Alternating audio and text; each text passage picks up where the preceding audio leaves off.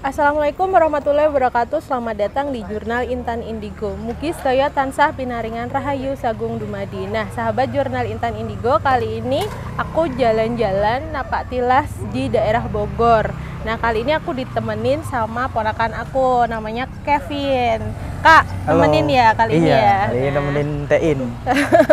Nah, sekarang ini tepat di belakangku ini itu perlintasan kereta, namanya lebih orang lebih nyebutnya sih terowongan Paledang ya Kak. Itu ada di Bogor, titiknya ada di Bogor, dan itu biasanya keretanya dari arah Bogor ke Sukabumi.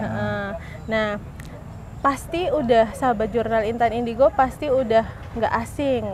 Terowongan Paledang ini pasti Kak Kevin juga udah sering nonton, ada yang review. Terowongan Paledang ini terkenal dengan sejarah dan juga mistisnya. Dia syarat dengan sejarah dan mistisnya. Nah, sebelum ke mistis-mistisannya, kita ngobrolin ini dulu Kak.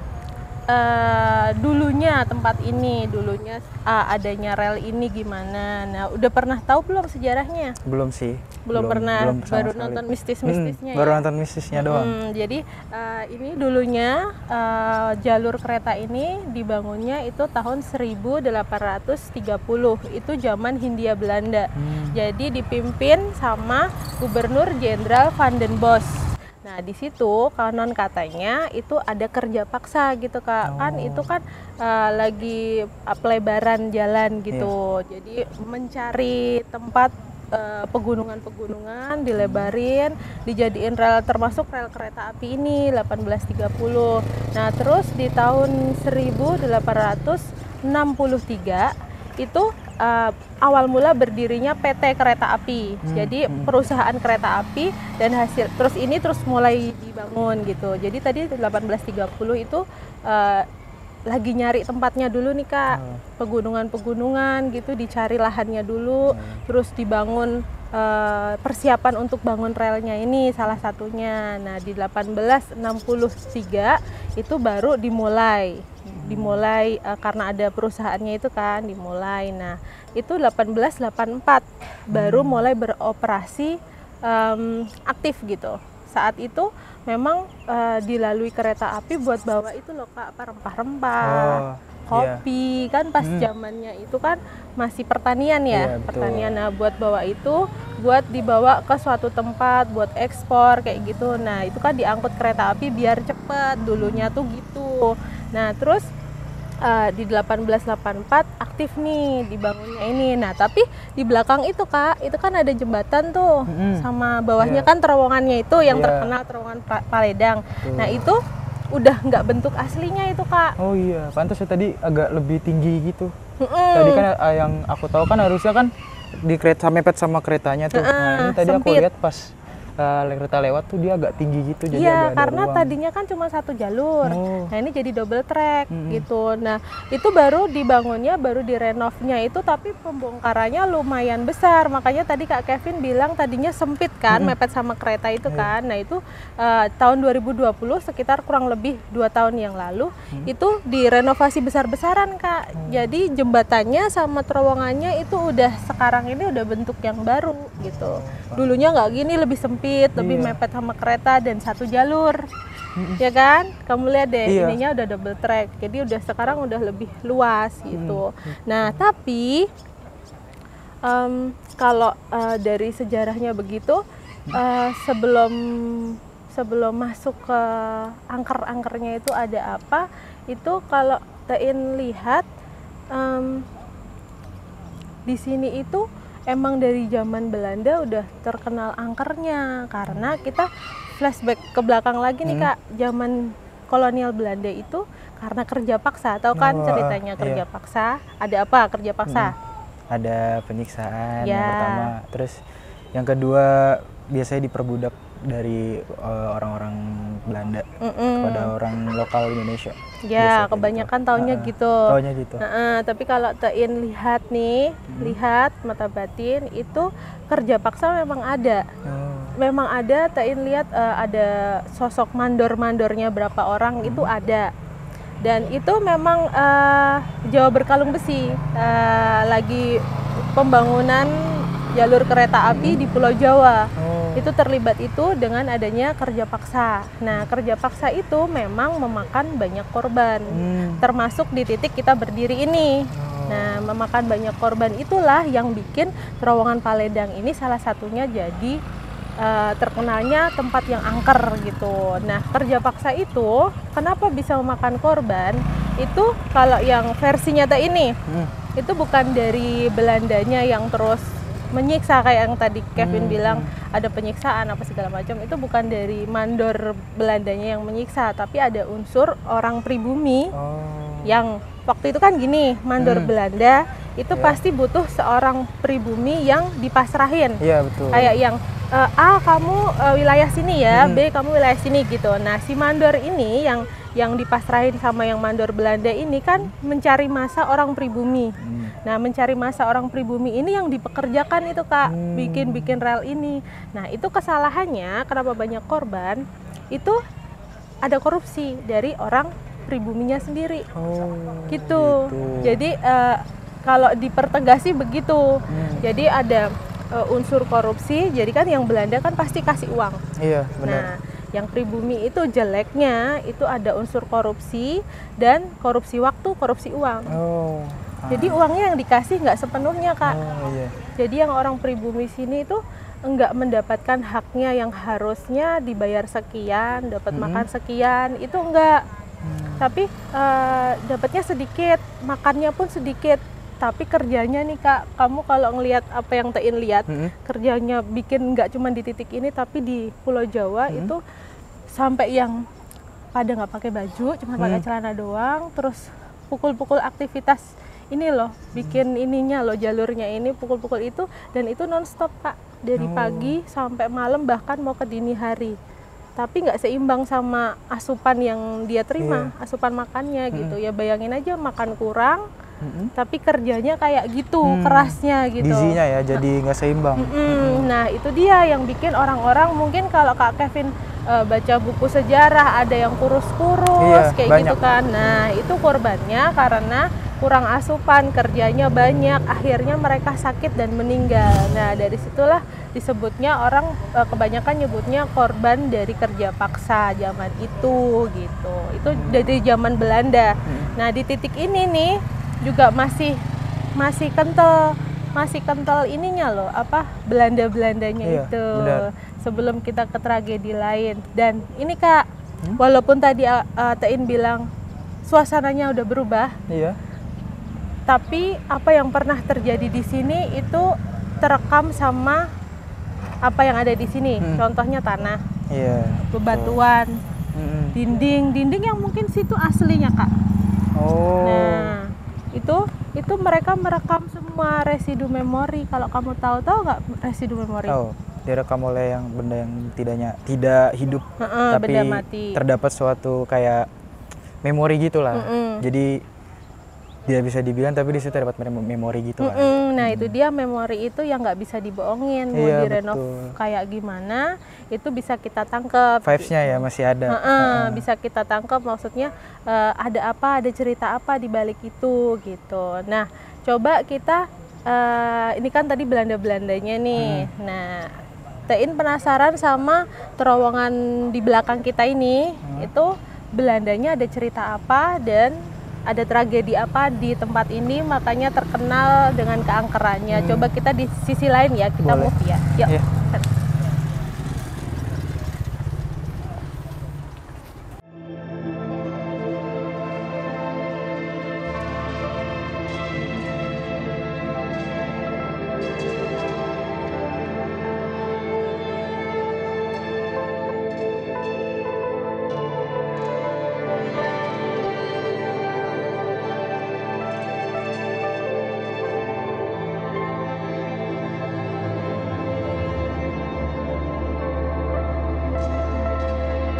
Nah nih Kak, sekarang kita udah tepat di bawah terowongan Paledang ya kan, yang tadi Tein bilang kok kayaknya ketarik pengen ngedeket ke sini. Nah, karena itu kaitannya memang tadi kan Tein sebelumnya cerita waktu masa pembangunan ya kan, terus karena adanya banyak korban kerja paksa yang tadi Tein bilang itu sebenarnya udah terkenal angker gitu, karena energinya itu energi narik memang banyak penghuni tanda kutip gitu kan, dan mereka itu aktif dalam artian mereka bisa kontak dengan manusia, bisa mengganggu manusia gitu, iseng gitu loh Kak, iseng ke manusia, karena kan nggak semua entitas astral itu bisa kontak ke manusia. Betul. Nah kalau yang bisa kontak itu energinya besar dan mereka aktif. Nah kalau dari keangkerannya udah gitu ditambah lagi itu di tanggal 12 Januari tahun 2000 itu ada kejadian yang menyita perhatian semua orang di tempat ini. Tahu nggak Kak? Enggak tuh, apa tuh Nggak tahu? kejadiannya? Tahu dong harusnya. Yang kejadian anak SMA itu ya? Yang ada bocah, Oh. maksudnya ada banyak orang. Jadi ceritanya kereta itu kan pasti ada kapasitas muatannya. Betul. Ya itu kan zaman dulu masih nggak kayak sekarang. Kalau sekarang kan lebih tertib, lebih bisa diatur, disiplin, keluar masuknya itu teratur gitu kan. Nah zaman itu tahun 2000 itu banyak anak-anak yang memang tujuannya dari Bogor ke arah Sukabumi. Mereka kebanyakan biasanya itu tujuannya memang mau ke Gunung Salak, Sukabumi gitu. Nah naik kereta itu yang kapasitasnya itu harusnya hanya 700 orang biasanya, tapi saat itu over gitu loh. Karena banyak orang yang di bawah nggak muat, naiklah ke atas. Nah dulu kan ini terowongannya kan lebih sempit, Betul. terus lebih rendah Kak. Iya. Nah itu makanya terjadilah tragedi itu. Yang naik di atas itu kan kebanyakan kalau orang mau naik gunung kan pasti bawa tas ransel, Betul. bawanya banyak keril gitu kan. Nah itu yang di depan kan itu rombongan, yang di atas banyak itu rombongan, yang di depan itu udah ngasih isyarat sebenarnya, suruh nunduk gitu, udah mau masuk sini gitu dari stasiun. Tapi kan namanya orang banyak, riuh. Kalau Tein denger sih saat itu kereta kan memang keras. Dari jalannya kereta aja udah berisik kan. Nah si anak-anak di atas itu bercandaan, ngobrol yang rame gitu loh Kak. Itu di kupingku sekarang kedengeran gitu. Karena kan tepat di titiknya, jadi begitu flashback dikasihlah memori itu. Jadi kayak riuh pada berisik gitu, makanya begitu ada orang ngomong di depan awas nunduk gitu, yang di belakang nggak semua dengar. Nah, karena bawa tas, nyangkut lah Kak. Di terowongan saat masuk itu nyangkut itu tasnya itu nyangkut. Terus makanya banyak korban yang saat itu karena ada benturan kan, kereta kan cepet tuh. Dan ganjilnya sebenarnya saat itu keretanya itu nggak melaju pelan. Logikanya kan habis dari stasiun atau mau memasuki stasiun itu biasanya rada lambat. Betul. Tapi ini cepet gitu loh, dengan kecepatan yang tidak biasanya, yang Tein lihat gitu. Jadi terjadilah itu, jatuh banyak korban yang pada di atas itu kan kepentok itunya Kak, apa terowongannya terowongan itu. atas ya. Terus kesangkut Kak. Kebanyakan ininya apa? Punggung. Tasnya itu tasnya. kesangkut. Jadi pada jatuh. Jadi bukan kebentur ujungnya itu ya, yang sebelum dia masuk terowongan, bukan kebentur situ ya? Ya itu pokoknya ada ininya loh Kak, apa pas masuknya itu tuh kayak gini loh, kamu bayangin ini terowongan. Jadi cus gitu kan, yang di atas itu kan. Kejepit ya? Entah kejepit, entah kebentur, pokoknya begitulah. Dan itu yang pasti kebentur. Dan itu kalau kamu lihat di berita artikel, dan sekarang Tein lagi ngelihat filmnya, itu habis kayak gitu tuh korbannya itu kebanyakan, maaf, nggak utuh lagi gitu. Jadi di saat warga kan pasti ini kan padat penduduk nih Kak, kanan kiri, dan itu dari tahun 2000 memang padat penduduk. Begitu ada benturan itu pada dengar, terus mendekat ke sini, itu yang terlihat hanya potongan-potongan tubuh di sekitaran rel ini gitu. Berarti emang korbannya nggak ada yang selamat ya? Maksudnya? Yang di atas itu yang kebentur nggak ada. Saat itu memang banyak, makanya menyita perhatian orang banyak karena sejak adanya ini, yang Tein tahu sejak adanya terowongan ini itu tragedi yang seperti itu dan memakan korban banyak ya baru tahun 2000 itu gitu. Nah itu yang bikin tragisnya mereka potongan tubuh. Jadi benturan keras, terus enggak utuh kan Kak. Jadi ada yang nemunya cuma tangan doang sampai pergelangan, terus ada yang kepalanya kepisah, badannya di mana gitu. Nah kalau aku kan pernah denger Tain itu kayak kalau misalkan bagian tubuhnya ada yang nggak ketemu gitu, apa dia bakal tetap di sini atau dia bakal tetap pergi ke alamnya? Nah itu dia gitu? Kalau apa namanya, kalau meninggalnya tidak wajar, mau misalkan bunuh diri dan lain-lain, apalagi kecelakaan tragis gitu. Nah itu biasanya dari sana. Nah biasanya itu korinnya ya Kak, jinnya, korin kembarannya gitu.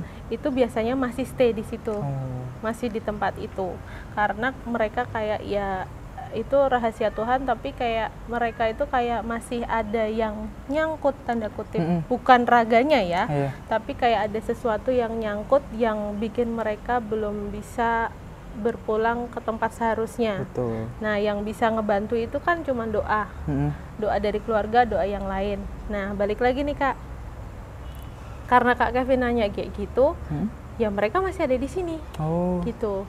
Dan memang namanya berakhirnya seperti itu, makanya perwujudannya yang ditampilkan juga seperti itu. Nah Kak Kevin kan sebagai orang biasa dibilang nggak sensitif. Nah ada di tempat ini yang Kak Kevin rasain apa dibandingkan di tempat yang sebelumnya mungkin? Tadi sih yang di depan sana dia agak lebih dingin. Tapi yang di sini setelah nyampe beberapa saat baru agak kerasa panas sih. Panas, padahal di tempat terbuka ya terbuka. Logikanya. Panas, memang panas di sini. Jadi kayak ini loh Kak, energinya tuh bertumpuk. Jadi berlapis-lapis dari zaman Belanda itu udah banyak korban. Dan yang Tein lihat di sekitaran sini, nggak di titik ini ya, tapi lurusan di sana sih, itu ada masih ada yang Tein bilang tadi mandor Belanda. Jadi bentukannya Belanda, pakai pakaian yang khas Belanda. Dan itu dia menunjukkan memorinya yang kegiatannya dia dulu nyuruh-nyuruh orang buat kerja bikin-bikin ini. Itu masih ada di situ. Dia ngasih infonya itu. Jadi kayak yang ini loh aku dulu kayak gini, nyuruh-nyuruh orang. Kebayangkan Kak? Kebayang. Jadi mandornya dia. Terus masih ada juga, makanya Tein bilang berlapis, masih ada juga yang orang pribumi yang tulangnya sini nih kelihatan nih Kak. Kurus banget ya? Gitu. Tapi dia rada bongkok gitu. Nah itu ada. Dan kebanyakan laki-laki. Bisa jadi itu yang saat itu terlibat kerja paksa. Nah itu ada. Jadi di sini kalau dikulik lapisan ke belakang itu masih ada tuh yang Belanda. Terus ada ini Kak, mungkin yang bikin panas juga itu Kak, karena berlapis. Padahal di tempat terbuka, ada angin, ya kan? Bener. Terus ada noni Belanda. Tapi dia ini bawa energi yang kesedihan, tragis, dan dia ini kalangan bisa dibilang menengah ke bawah. Jadi beda kelas Kak sama yang mandor Belanda tadi, itu kan kayak atasan ya, atasan yang punya anak buah banyak gitu kan. Nah ini noni ini kelasnya kelas menengah ke bawah gitu. Jadi si noni ini kayak ngebawa cerita yang aku dulu berakhirnya nggak jauh dari tempat ini gitu, masih lurusannya ini. Dan ini aku terjemahin ya Kak, yang dia ceritain. Karena aku dulu meninggalnya itu dibunuh. Jadi saat itu sama orang pribumi, ada 2-3 orang itu sempat dilecehkan, gak jauh dari rel kereta, terus habis dilecehkan dibunuh habis dibunuh diseret terus dibuang, dan itu masih ada di sini. Dengar cerita gitu kegambar nggak Kak? Kegambar Ininya apa tragisnya yang dia alamin, Iya. si Noni itu alamin. pasti kegambar banget sih. Mm-mm. Jadi mayatnya dibuangnya di sekitar sini. Kalau Tein lihat sih kayak ini loh Kak, kayak ada jurang gitu. Oh, Kayak ada jurang saat itu ya, mungkin sekarang udah berubah. Kayak ada jurang dan itu diseret, sempat diseret. Seretnya itu lewat rel gitu loh Kak. oh, itu masih hidup. Itu masih hidup atau Merinding semua. masih hidup atau emang udah? Itu dia sebenarnya masih Oh, hidup. Jadi habis dilecehkan, itu sempat dipukul kepalanya dan dia sebenarnya cuma pingsan gitu, dan diseret sama satu orang, itu orang pribumi loh. Dan usianya 40, 30, 40, dan itu yang satu nyeret gini Kak, itu kondisinya masih pingsan sebenarnya. Nah, terus dibuang ke jurang itu, tapi dibantu sama di belakangnya dua orang yang jalan. Tuh, nah itu kan zaman itu yang ngasih cerita ke Tein kayak gitu. Ada yang mandor Belanda, ada yang noni Belanda, yang kalangan bawah yang peristiwanya kayak gitu, dan makanya dia sering nampakin di area sini. Kadang mungkin naik kereta itu ada di pinggiran loh, kok tiba-tiba ada kayak perempuan kayak gitu, itu dia sering nampakin kayak gitu karena masih penantian di sini. Terus di jembatan di atas ini sama yang di sebelah sana kayaknya ada, karena titiknya ramenya nggak di sini nih Kak. Itu tahun 1900-an ke sini, sebelum tragedi di tahun 2000, itu ada beberapa yang lompat Kak, dia di jembatan. Berarti tinggi ya jembatannya? Ya kalau lompat dari jembatan dan ngehantem ini kan otomatis kebanyakan berakhir. Nah, itu juga nambah keangkeran di sini tuh Kak. Jadi kebanyakan kayak apa ya? Di sini tuh kayak narik. Jadi orang yang mungkin pikirannya kosong, mungkin lagi galau kayak gitu kan, di tempat ini jadi ketarik buat melakukan itu, terpengaruh sama jin yang tidak baik gitu. Aku dengar sih katanya orang-orang yang sekitar sini katanya pernah kalau sering lewat sini tuh kayak denger rame-rame gitu di sini, kayak ada orang lagi ngobrol rame gitu. Itu emang bener ada kayak gitu? Ada Kak. Nah, ini sekarang di kuping kanan kirinya Tein kedengaran suara-suara yang campur. Jadi kayak ada orang ngobrol tapi yang gremeng-gremeng gitu, gimana sih Kak, yang kayak gitu, yang kayak kumpul banyak terus ngobrol gitu kan. Terus juga ada suara nangis. Ada juga yang ngerintih sakit gitu, karena di sana tuh Kak, pas dari tadi Tein, kalau kamu merhatiin dari tadi ngeliat di situ, itu ada sosok korin dari laki-laki, tapi kakinya dari lutut ke bawah nggak ada, tapi cuma sebelah doang, sebelah kanan doang gitu. Di sana? Jadi dari situ, tapi dia kayak ini loh Kak, gimana sih, kayak nyeret, tapi ininya sambil ngerintih kesakitan gitu, terus jalannya ke sini. Makin dekat berarti? Di situ, jadi dia makin mendekat ke sini karena mereka apalagi mau masuk maghrib, iya betul, peralihan, mereka itu tertarik buat minta tolong, minta doa yang kayak gitu, mereka pengen cerita ke kita kesedihannya mereka, kesakitannya mereka kayak gitu. Nah, mungkin kita coba buat ke sana tuh Kak. Di sana tuh Tein nggak tahu ada apa, tapi di sana tuh narik banget tempatnya. Yuk coba ke sana. Yuk.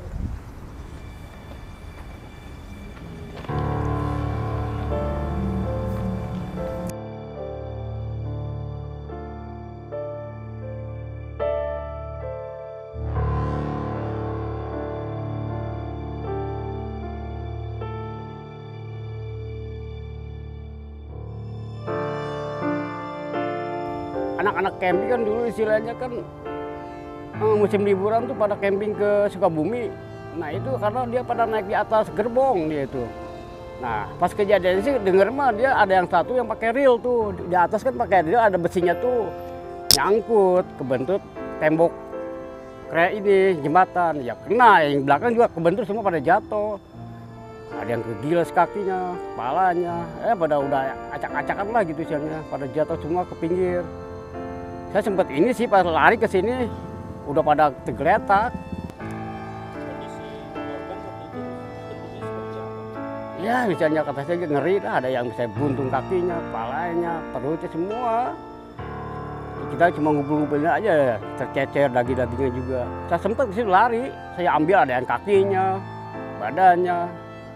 Sempat sama aparat juga sih, saya nggak berani sendiri, masalahnya kan harus ada aparat. Nggak berani teman-teman saya warga, nggak begitu aja, harus ada aparat setempatnya.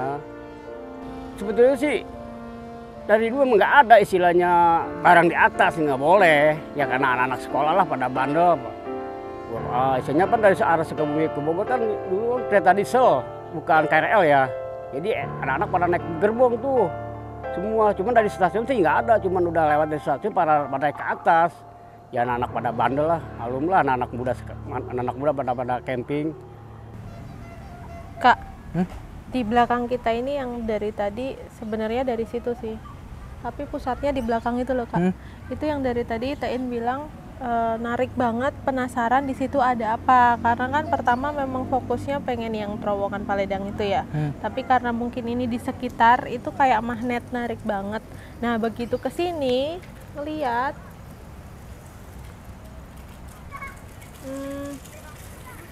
ini kan dulunya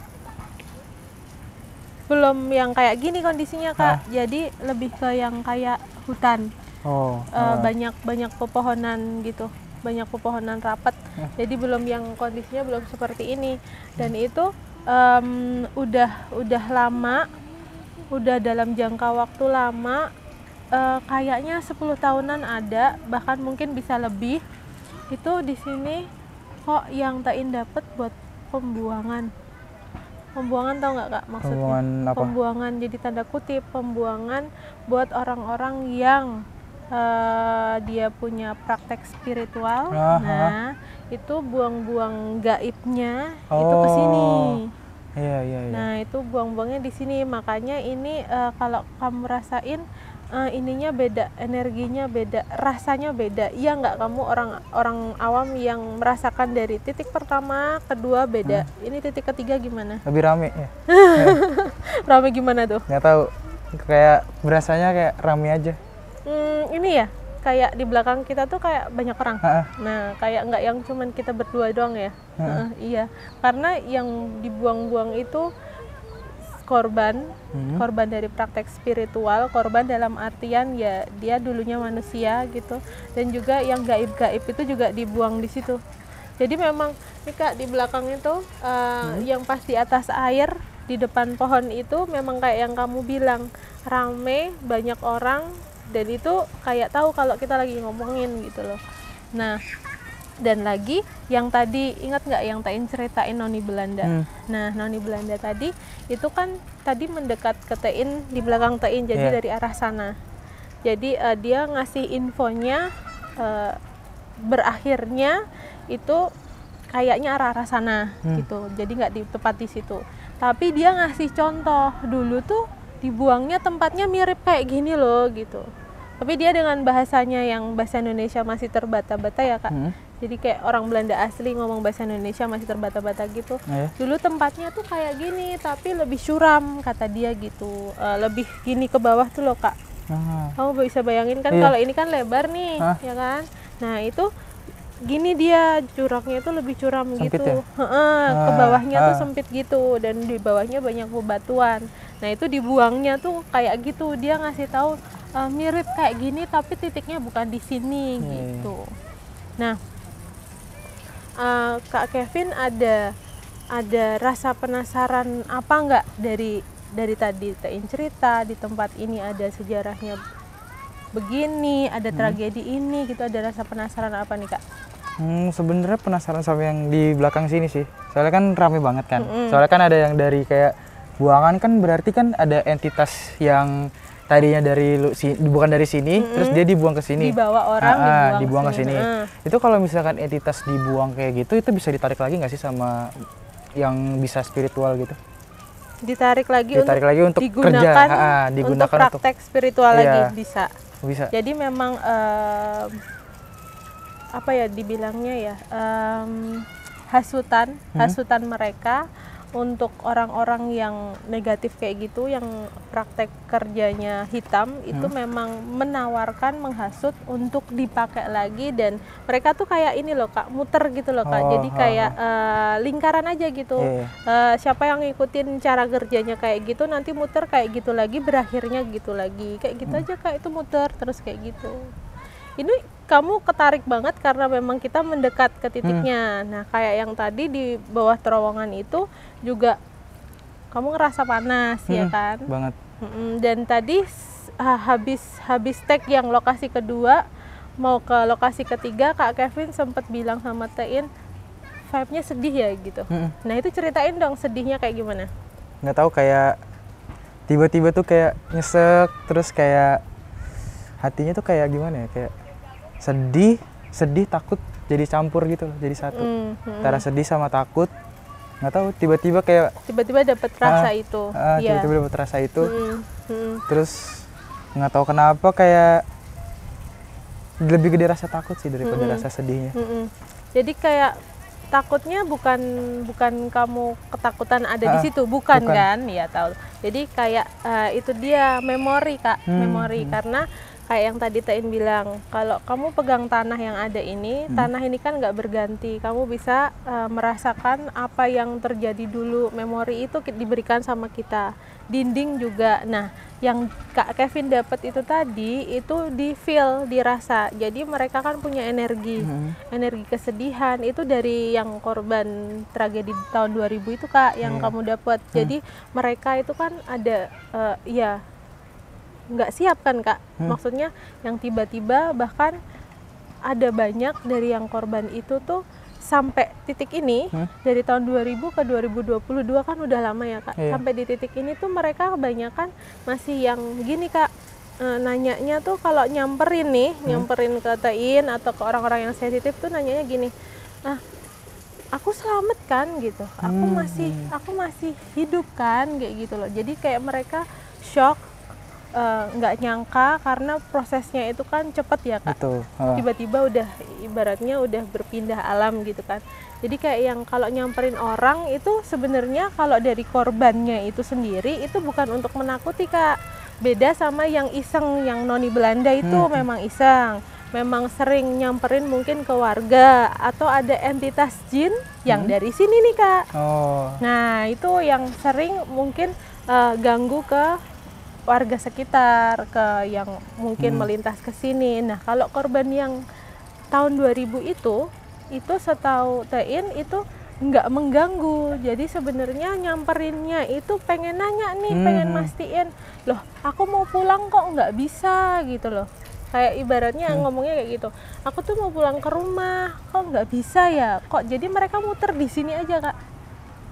Mereka jalan-jalan pun di sini aja gitu, di sekitaran ini aja, sekitaran tempat berakhirnya mereka. Terus kayak yang nangis, loh kok yang tadi tuh Kak yang nyamperin Tein yang nggak ada kakinya, yang sampai dari lutut ke bawah nggak ada, itu kayak yang kakiku kemana gitu, kayak yang ngerintih kesakitan terus nyeri loh Kak. Kalau di ibaratnya di akses rasa sakitnya dia itu di sininya tuh nyeri banget, kayak ini loh lututnya tuh maaf hancur itu loh Kak. Lututnya hancur terus nyeri kayak gitu, terus kayak yang ini kakiku kemana ya gitu, kok udah nggak ada lagi gitu, kayak yang masih ngeliatin gini loh Kak. Kamu kebayangkan kayak masih ngeliatin gini, kakiku kemana kayak gitu. Terus shock pastikan. Nah, yang nggak ada kepalanya itu juga sering yang mondar-mandir gitu, tapi sebenarnya cuman mereka ini ingin memastikan, nanya ke manusia karena mereka nggak sadar kalau diri mereka itu udah nggak ada, pengen nanya gitu loh, ini aku ini masih hidup nggak sih gitu, aku masih selamat nggak sih gitu. Sebenarnya gitu. Jadi jangan sampai, ini buat sahabat jurnal Intan Indigo juga jangan sampai salah persepsi kalau mereka ini tidak mengganggu kok gitu, tidak mengganggu, tidak tidak pernah ingin punya tujuan misalkan pengen mencelakai orang lain, itu enggak Kak. Jadi mereka lebih sibuk dengan urusan mereka sendiri gitu. Ada lagi Kak yang mau ditanyain? Aku pengen nanya ini sih sebenarnya. Kan di suatu tempat itu kan biasanya kan ada yang paling kuat gitu kan. Itu kira-kira Tain dapat nggak sih kayak wujudnya atau mungkin sejarahnya dia kenapa bisa di sini atau dia datang dari mana gitu? Oh, yang dominan. Yang dominan. Kalau dulu yang Tain tahu itu sempat ada yang dominan di bawah terowongan itu, ada sosok Mr. G. Yang itu yang besar, mata merah, berbulu. Nah, tahu kan? Tahu. Nah, dulu itu ada di situ. Itu yang paling tua. Tapi untuk detik ini nggak ada. Udah nggak ada lagi di situ. Nah, kalau untuk kita pas ada di sini, penelusuran di sini, itu yang paling tua dari tadi Tain cari yang Belanda. Jadi sepuh tanah Sunda ini itu di titik ini kebetulan nggak ada. Dari tadi Tain nyari di sini ada sepuhnya nggak ya, karena kan biasanya kalau ada sepuh, ada leluhur di suatu tempat itu biasanya ngasih wejangan, ngasih pesan. Betul. Kan kebetulan di sini nggak ada, jadi yang paling tua tuh yang Belanda tadi gitu. Ada lagi? Udah, itu aja sih kayaknya. Jadi gitu Kak, nanti next semoga kita bisa belajar lagi. Di setiap tempat kan pasti ada pembelajarannya. Kayak di tempat ini ada tragedi seperti itu, yaitu kesimpulannya murni tahun 2000 itu kecelakaan kalau versinya Tain ya.